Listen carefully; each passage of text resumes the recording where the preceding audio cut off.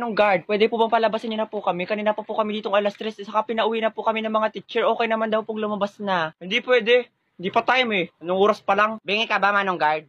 Kakasabi ko lang, ang pinayagan na kaming umuwi, nang gigigil ako sa'yo. Bakit? Yung teacher mo bang nagbubukas ng gate dito? Hindi naman, di ba? Kaya ako masusunod. Anong Guard, nakikita mo to? Oh, lamunin mo, shoota ka, kanina ka pa. Yan ang patunay na pwede na kami lumabas, may perma pa yan ng principal. Anong pakialam ko dyan? Ay, totoo ba yan? Hindi. Imagination mo lang yan, Manong Guard. Ako talaga nang gigigil na ako sa iyo. Gusto mo bang tanggalan kita ng ngipin? Sige, subukan mo. Ba't sinusubukan talaga ako itong gurang na ito, Hoy, wag mo nang patulan.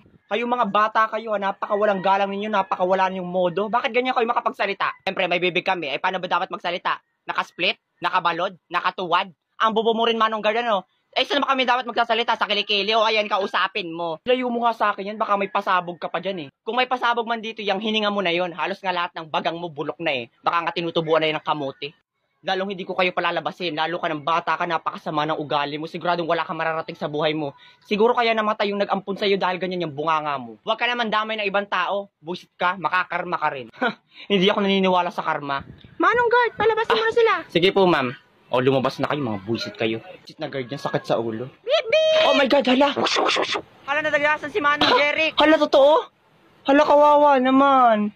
R.I.P. that Jeric. Eh! May buhay pa daw. Ay, sayang naman.